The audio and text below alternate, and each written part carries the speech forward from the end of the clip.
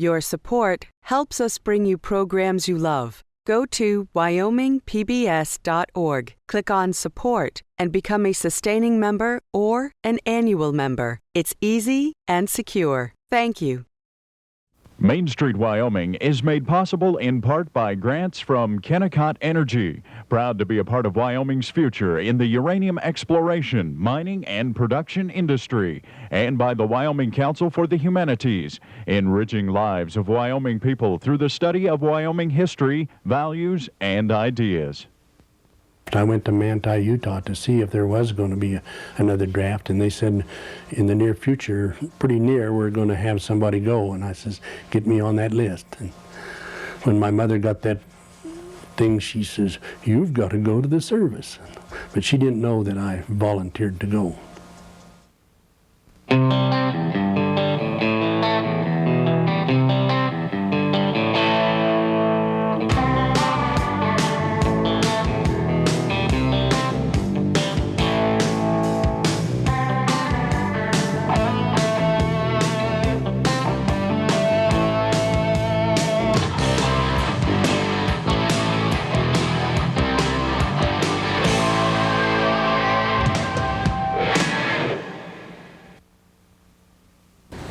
Over 140,000 passengers annually use the Natrona County International Airport, Wyoming's largest air terminal. Before serving Wyoming, however, this Casper airfield served the nation. I'm Deborah Hammonds, and this week Main Street, Wyoming visits the past and looks at the future of this airport. During World War II, thousands of combat crews trained here before being sent overseas.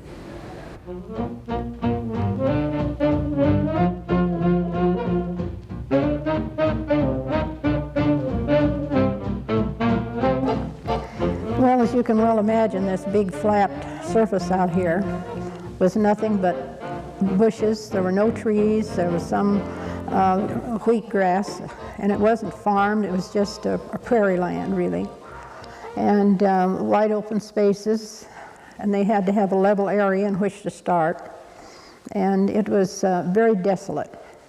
In fact, we had moved our offices into what had been the old city hall downtown, and that's what we worked from until they had enough buildings for us to move out here and have actual on-site control. And we came out here, and in the mornings then when I'd come to work, there'd be rabbits on the doorstep and little muskrats, and there were snakes all over here. They were terrible. They would kill them, and sometimes the fences out here would have 200 snakes strung across them. The man who was in charge from the 7th Service Command Corps of Engineers was looking for a secretary. And so they were interviewing people. And someone approached me and said, well, why don't you go in and talk to him? And I thought, well, I'm down here at the Henning, I'm having a ball and meeting all these people, and I kept urging me to go in. So I went in one Saturday, visited with him, and he said, would you be at work at 9 o'clock the next morning on Sunday? And that's the way it happened. The setup for this base was to be about 5 months, but the base was started and completed in 3.5 months. It set quite a record. But see, we had no labor problems. We didn't have any difficulty. Everybody was anxious to do something for the war effort. And carpenters and workers came from surrounding states, and everybody worked furiously to get this up. And we had the finest materials to work with. At the Salt Lake City Air Base. I stayed there for, I think it was about 10 or 12 days when they called my name and called me in and handed me a piece of paper with 30 men's names on it and said, Buchanan, you're going to take these men to Casper, Wyoming. And I'd heard of the place, but I'd never been anywhere near it. But we boarded the train, took our duffel bags and all our stuff that they gave us, and we boarded the train and went through Denver. We had a layover in Denver for a couple of hours, and we come on into Cheyenne, ended up in here, I think it was in the last part of September. The wind was blowing a little bit, and they backed these 6x6 trucks up against the train where we could unload and get our duffel bags and everything, and wheeled us out to the Army Air Base. They advertised in the paper for people to for sheet metal workers. And there was one class before ours, and I answered the ad, and you had to take a physical for pass civil service. You had to take a test and pass civil service. And then I went to the air base and went to school for 6 weeks. And I didn't know what the word sheet metal meant. I didn't know. I didn't have any idea. But it sounded like part of the war effort that would help. They were saying, we need your help. So I just went to work in sheet metal. See, when the United States entered World War II, all the training was done in the coastal areas. And these men needed to learn bomber training and target shooting in the mountains, because they flew directly from here to the European theater of operations and to the China-Burma-India hump. And that was the purpose of this, was to get them training in the mountains. And they went all over the general area. Usually there would be 4,000 crew members come in, and then there was the backup of the military.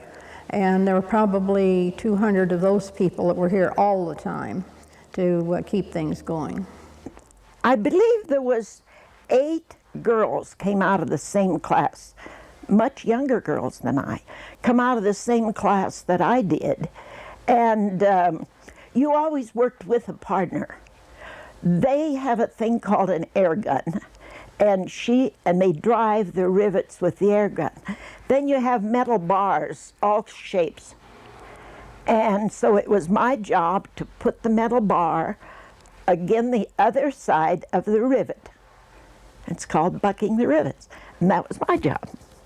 I bucked rivets. Ruby Waldron drove rivets. And I always worked with the same partner. The picture that you have, can you tell me what work you were doing on that particular plane? If I remember rightly, I'm not really authentic on this. If I remember rightly, it went to land and the wheels didn't come down.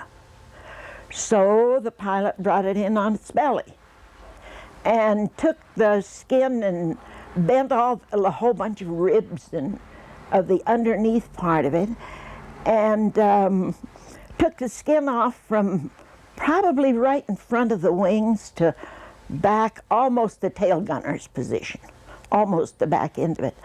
And then way up the sides, because when it landed, the skin of an airplane is real thin aluminum. And when it landed, it pushed up and buckled the sides. So we had to put in all new sides and all new ribs, and the whole thing new, the bottom new. How long did that take? I believe it was about 30 days, but we worked on that job, yes. Was anyone injured? If I remember rightly, 8 of the boys was killed. 8 of them. There would be 8 to 10 people, and there would be the pilot and the co-pilot and the navigator and the turret gunners and the belly gunners and people like that. The pilot and the co-pilot were usually commissioned officers, and the other people in the plane would be non-coms or privates. How did the servicemen themselves react when they first arrived here in Casper? Well, they were horrified to see that a lot of them were from larger towns and cities, and they'd never been in an area like this where it was so bleak. And as we came in this morning, right outside the building here, there were 11 antelope. I was watching them till you appeared. And they became fascinated with the wildlife that was here, and they enjoyed the Casper Mountain thoroughly to go up there. And it took them a while to adjust, but then when they realized how much people loved them and wanted to do things for them, then they enjoyed it. My first job the next morning after we had been in the barracks overnight and went to the headquarters was a lieutenant says, "Buchanan, you come with me." And I didn't know what he was going to do with me, but I went in there with him, and he says, "We're going to make you a private chauffeur of the base commander, Colonel Moore." And I kind of looked at him a little bit, and he says, you look like a pretty clean-cut guy, and he says, this is what we're after.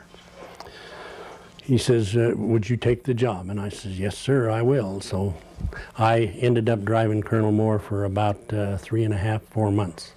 After I left, got out from driving Colonel Moore, I went into motor maintenance, or the motor pool dispatch.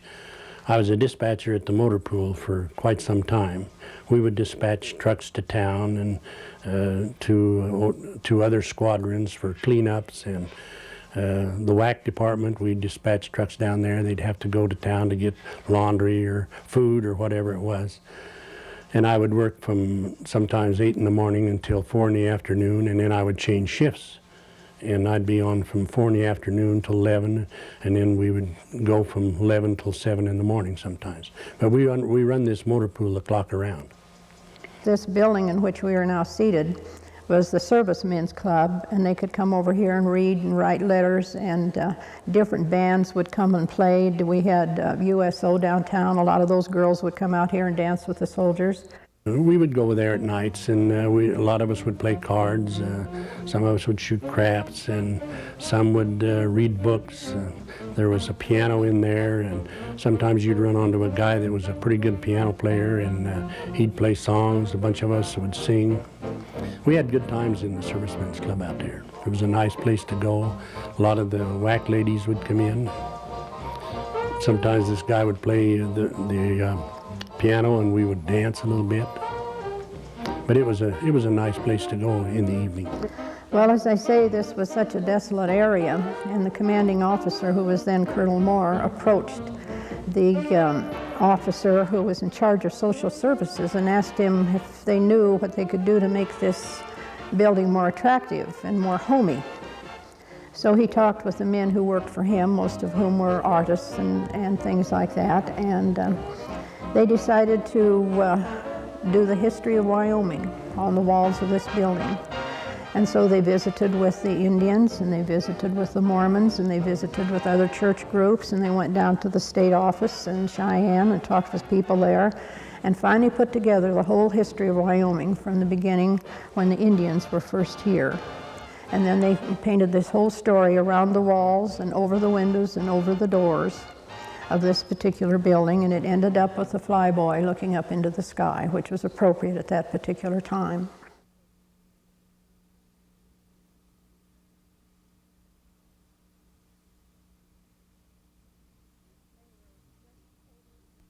The people in Casper really treated us good out to the people from the air base. They were all for it, and they had open house out there one time, and there was 5-mile car length of cars coming out there to see what was happening at the air base and how it was being done, what was being done in certain ways. They looked at the planes, everything, yeah.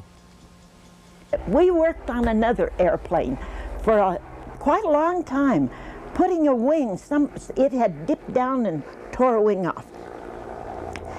And that was about the 2nd or 3rd accident for that ship. So when we got it all fixed up after all these hours, they had a test pilot come in from Texas. And he looked it over and he said, "This is a lemon, and it will always be a lemon, and you watch me." So we all go out on the ramp to watch him. He took it just as high about as he could, and here come his parachute down, and the plane went straight into the ground. He said, "That's not going to kill any more kids." You just couldn't fix it. It just never was a success. So the test pilot fixed it. And that was fine.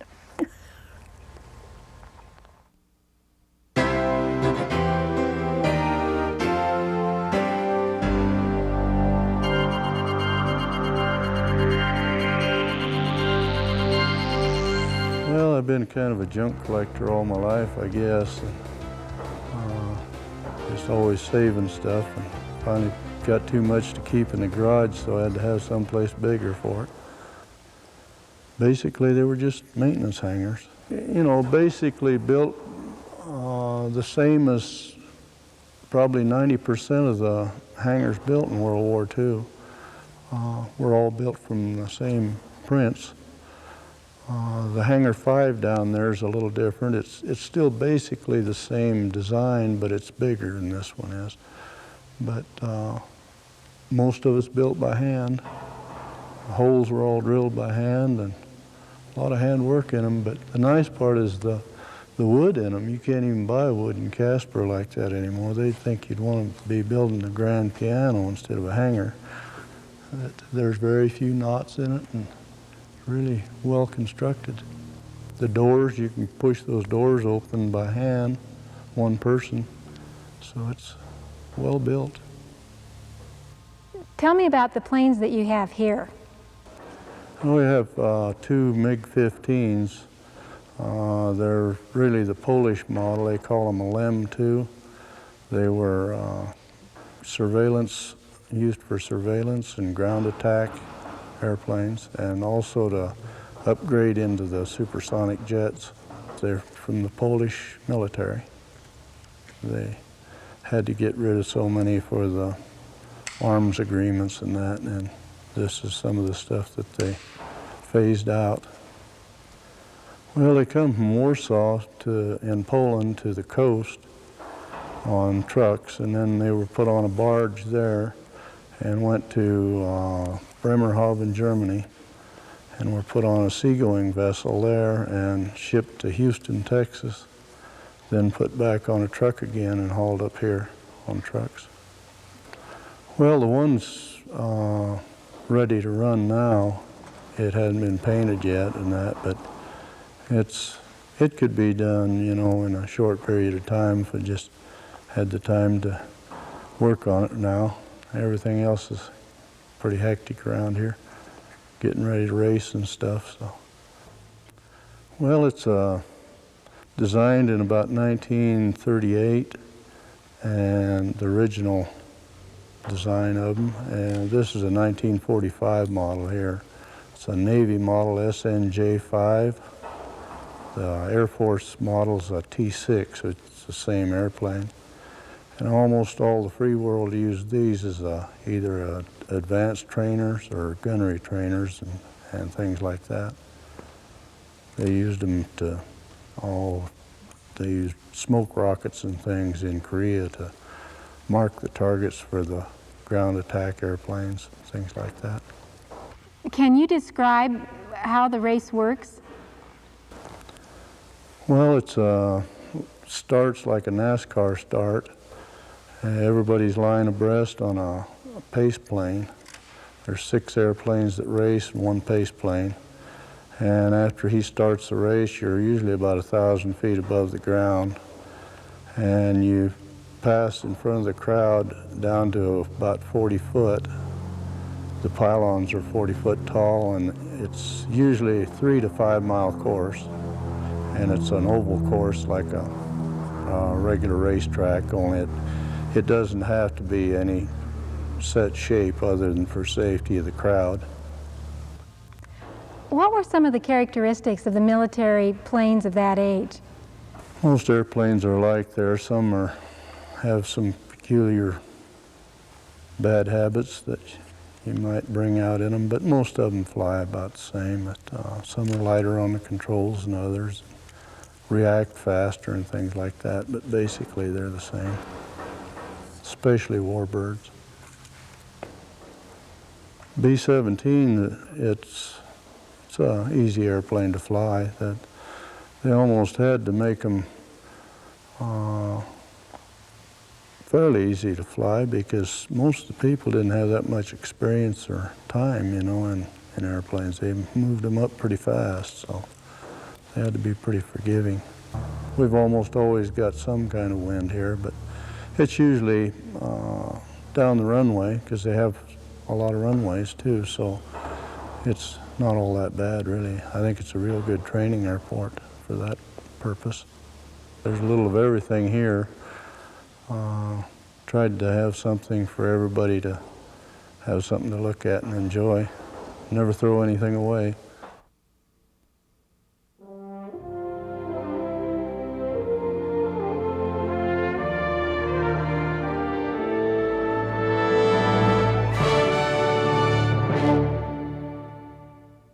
as in any economic center, you either continue to upgrade your facility or you start going in reverse. As with most communities, this airport is one of the economic engines. It's the front door to the community. Last time we took a survey, there were about 400 people employed out at the airport, and their livelihoods are connected in some way to the airport. Well, the flight service station is basically charged with giving pilots, whether they be private pilots or professional pilots, weather and aeronautical information that they should know prior to taking off. And that would include basically weather advisories for turbulence or icing conditions or areas of low ceilings or restricted visibilities. Also, we can give them radar reports just by looking at using our different functions on our monitors here that can tell us where the large areas of precipitation is occurring, that is thunderstorms or what have you. Also, we give them information on notices to airmen, that is aeronautical information that is important to the flight, such as if a navigational aid is out of service, or if a runway is closed, or if an airport is closed, things of that nature. And armed with this information, then the pilot is prepared to taxi out and conduct a safe flight. Say again your ident, please. Roger, that's Bonanza 500 Golf Echo. I'm about 21 miles south of Rock Springs. DOR, I'd like to land at Rock Springs. Do you have any weather advisory for me?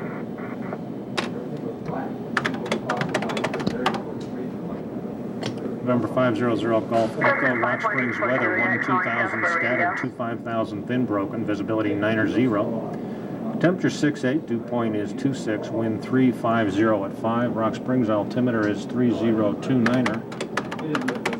And for airport advisory, you can contact Rock Springs Unicom on 122.8, over. Roger, that's 122.8. Thank you very much. We're affected heavily by the state of the economy in the community and in the state.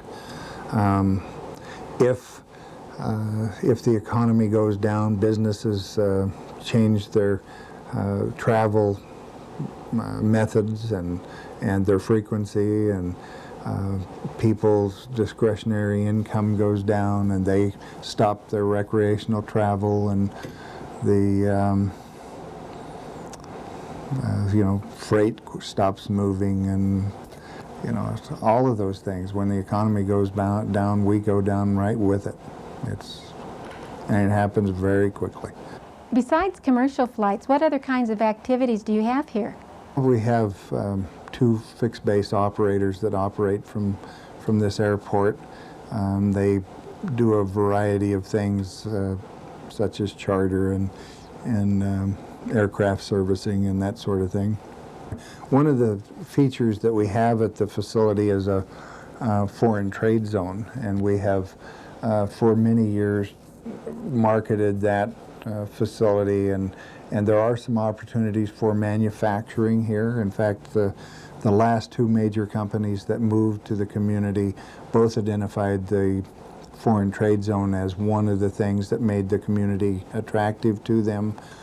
Last September, got Federal Express in here to run a ramp operation, and that's a very exciting project. That's one that we had worked on for 10 years, and finally it paid off. In fact, for the last 3 or 4 years, they've been telling me that, in September we're coming and it's going to be great. And finally, last September they came, and frankly, it is great.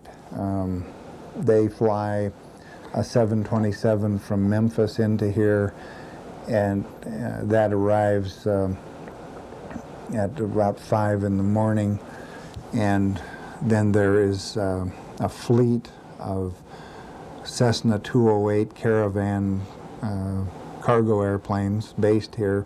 There's 7 of those, and a Fairchild F-27 that is based here as a result of Federal Express. And I mean, it's quite an operation going on, and they look forward to the day when they have a little larger airplane to accommodate their lift needs here.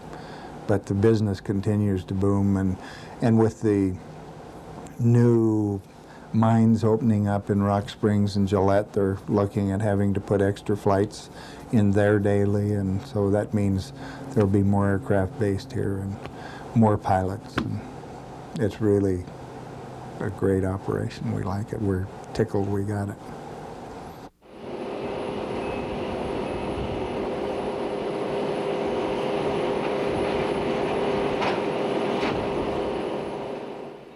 Originally, this was Casper Army Air Base. Can you tell me what buildings remained from that period of time? You know, a couple of things that are of great interest. One of them is the Enlisted Men's Club, or the Non-Commissioned Officers Club, I guess. And it has murals in it, and it really is quite a fantastic place. And that's been rented by several square dance clubs over the years, and they really have done their best to ensure that those murals were well taken care of, and we've been very happy to have them in there because they have been tremendous caretakers. And so I think that is certainly something of interest. You know, the problem that we have is whether or not this is the appropriate place to display that particular building. It might make more sense to put it somewhere where there are caretakers around all the time, where the public has better access to it. What do you think the future looks like? How are you planning for that? At this particular time, within the master plan that we're doing a historical survey of all of the buildings and all of the facility that existed during World War II, and that has been accomplished at this point.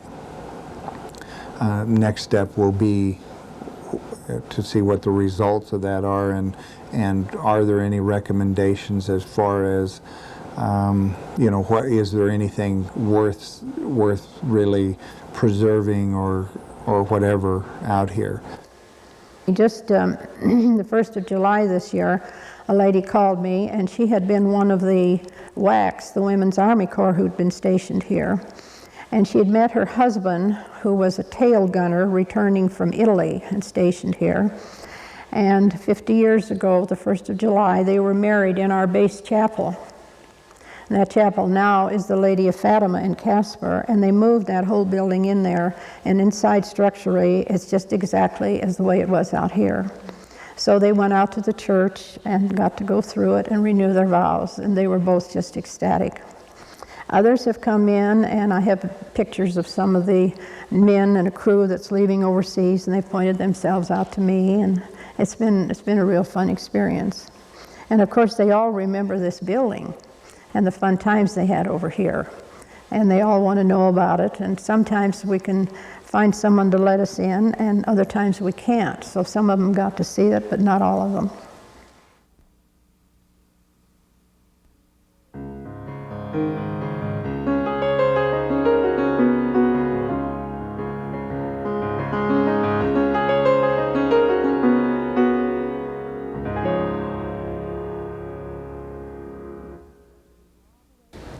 The roots of this airport reach all the way back to a time when our nation had one purpose: to win the war. What we have today and what we hope the future holds were all made possible by the sacrifices of that generation of Americans.